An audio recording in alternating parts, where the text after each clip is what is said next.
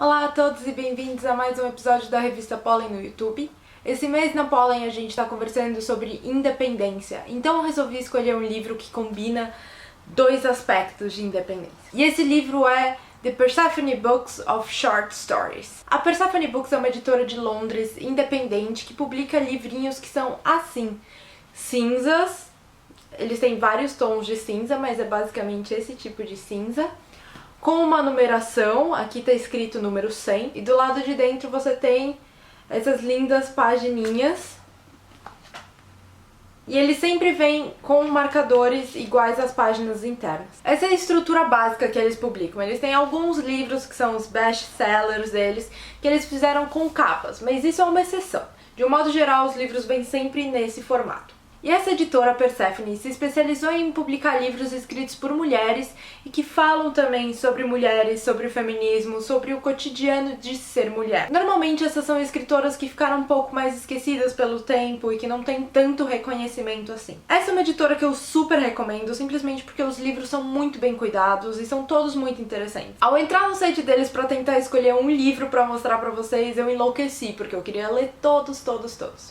Eu acabei escolhendo esse aqui, que é a edição número 100, porque é uma edição especial. Para comemorar 100 livros publicados, a Persephone fez essa edição especial, que contém 30 contos escritos por mulheres entre 1909 e 1986. A maioria das histórias aqui são bem intimistas, bem focadas no cotidiano e no dia a dia, sem grandes eventos.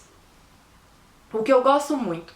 Além delas serem escritas por mulheres, elas também tratam da vida de mulheres. E por esses contos estarem organizados em ordem cronológica entre 1909 e 86, você consegue reparar muito a evolução da vida das mulheres nesse período, o crescimento do feminismo e como elas vão se tornando mais independentes. Por exemplo, no começo a gente tem uma história chamada The Music Box, ou a caixinha de música, que foi escrita em 1929 por Malachi Whittaker. E esse conto conta a história de uma mulher e seu filho que vivem aterrorizados pelo marido, que é meio abusivo e brutamontes. Mas eles adoram música. E um dia eles economizam e vão comprar uma caixinha de música. Quando eles chegam em casa e o marido aparece, ele simplesmente diz: devolvam a caixinha de música. E eles têm que ir lá e devolver. Então diz muito sobre a opressão da mulher e como a mulher não tinha escolha. E aí, com a evolução das histórias, a gente chega em 1944 com a história Wednesday, ou Quarta-feira, de Dorothy Whipple. Essa é a história de uma mulher que traiu o marido, foi descoberta e ele acabou divorciando dela. Então agora ela é completamente excluída da sociedade, não pode trabalhar, não pode nem mesmo andar pela cidade sem que as pessoas falem sobre ela. E ela só tem o direito, graças à enorme generosidade de seu ex-marido, de ver seus filhos uma vez no mês, na primeira quarta-feira. O mais terrível dessa história é que não apenas a sociedade a julga, o marido a julga, os filhos a julgam, mas ela mesma se julga e diz que ela merece esse terrível destino pelas coisas que ela fez. Até que você chega na última história, que foi escrita em 1986 pela Georgina Hammack, e se chama A Few Problems in the Day Case Unit. E a história, logo no primeiro parágrafo, já é uma mulher em primeira pessoa falando sobre a sua visita no ginecologista. Então você vai vendo o crescimento dessas mulheres. Entre as minhas histórias favoritas está logo a primeira, de 1909, chamada A to Z, escrita pela Susan Glaspell. Esse conto conta a história de uma garota recém-formada da faculdade que vai trabalhar para um dicionário, ou criando um novo dicionário.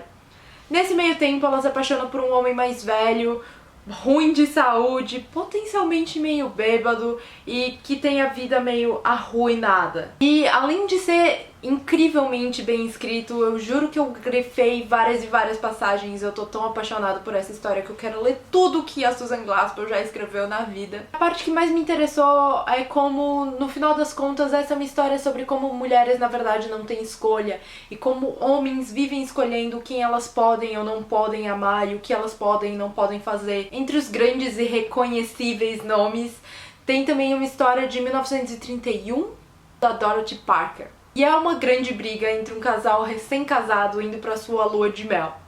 Essa briga vive voltando pra ela mesma. Eles terminam de discutir um assunto, eles voltam pro mesmo assunto e isso fica virando. E é muito engraçado porque a Dorothy Parker é sempre reconhecida pelo seu humor meio negro. E isso é muito presente nessa história. Além de questionar essas brigas meio idiotas que casais às vezes têm, também questiona um pouco sobre o que faz um casal durar e o que é amor eterno. Além de ter sempre presente o subtexto meio não dito da noite de núpcias que vai acontecer em breve.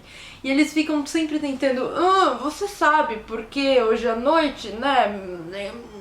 E é muito, muito, muito engraçado. Eu super, super, super recomendo esse livro e essa editora como um todo. Se você consegue ler em inglês e tem dinheiro pra gastar na importação, eu super recomendo.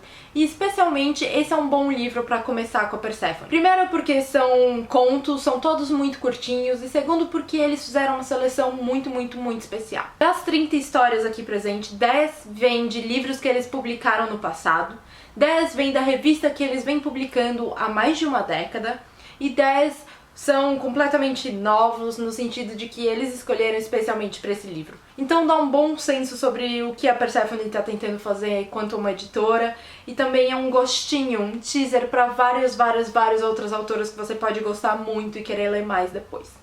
Então super recomendo, e a gente se vê mais mês que vem. Tchau!